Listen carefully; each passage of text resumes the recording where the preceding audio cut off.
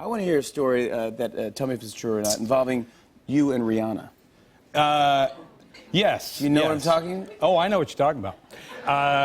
Well, you have kids, right? You have daughters. I have two little girls. Okay, I have 3 daughters. So I think my kids are a little older than yours. They're at that stage where, if when dropping them off at school, I could just keep the car moving, they would opt for that rather, or a bag over my head, anything. Just a very, it's that kind of awkward stage where they don't want to be seen with Dad. Yeah. Exactly. So I thought the coolest moment of all time had happened recently when Rihanna, Riri. Wow. Wow.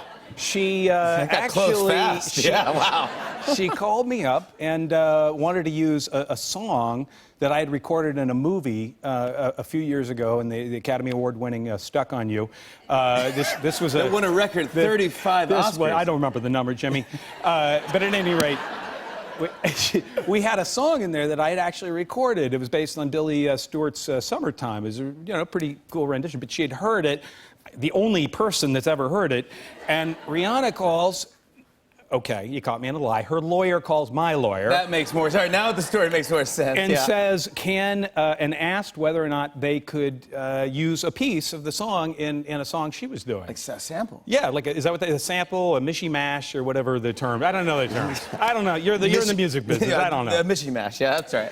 So she wants to mishy-mash it into something she's doing, and I'm like, well, this is good, because then the girls are going to know I'm doing a song with Rihanna, and suddenly, I don't know if I'm the loser dad anymore. This might be the coolest dad ever. Yeah, right. So I was really excited about it, and said, how much is she willing to pay me? And my lawyer said nothing, and I said, we got a deal. and she we got a deal. Where do I sign? Sounded good. So at any rate, she ended up using it, and I dropped the kids off at school one day and literally get the link of the song that she has recorded. And I don't know what my expectation was for the song, but Rihanna, great musician. Some of the songs can be a little racy. Sure. What was the song Well, the song's called Cockiness. That's all right. So far, we got away with it, yeah. So the first lyrics are, suck my cockiness, lick my persuasion. Okay, all right, hold on. And this reminds me of my lower back tattoo I'm getting next week. So I can't persuasion. Yeah, that's good. That's gonna cost an extra $50. I want you to be my. I don't know. Look, you get the idea, right? So it's the song that never can be played for my kids. is the bottom line. So I'm still the awkward dad, odd man out, unfortunately. Right, but it is. She did actually do a recording with it, so I'm a little mishy-mash in there. All right, so you got a little street cred. Yeah, that's right. That's all you need. Do you golf? Still, because I heard that you golf. Yeah, do you? I would they like told to me golf. that you golf. Yeah. Why is that funny? I don't know. I'm surprised. Why?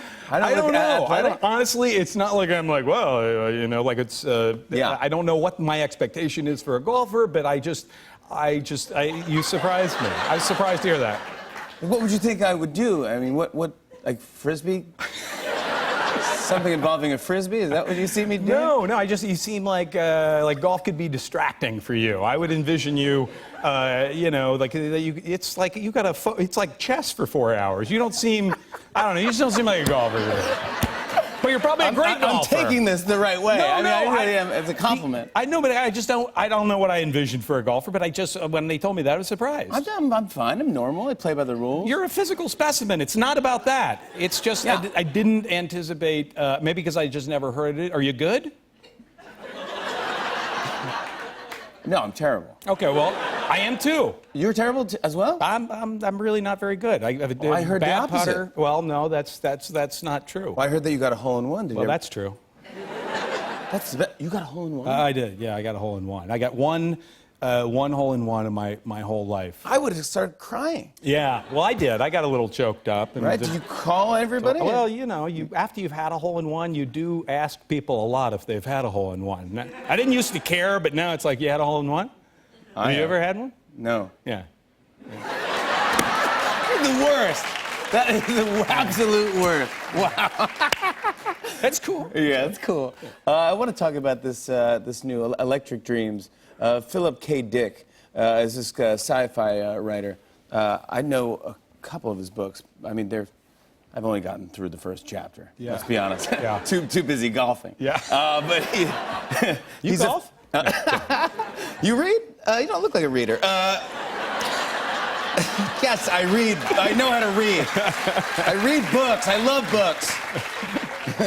Mama, Dada, you know, those types of books.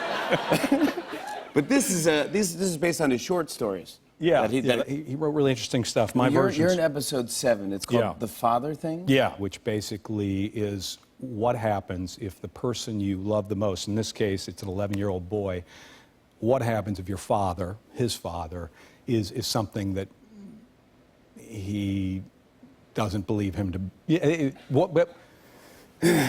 Are you an alien? I'm an alien. Okay, good. Just say it. I mean, just say it. So you're basically an alien. Yeah. Spoiler alert. Yeah, exactly. But wow. So what would you do if you're a kid and you find out your dad's... Yeah, so the kid, he's 11 years old. He's finding out this, incredible thing, and it's kind of the machinations of the story, and the kid's fantastic, and it was great fun to do.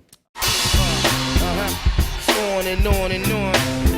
I said, and it's on and on and on.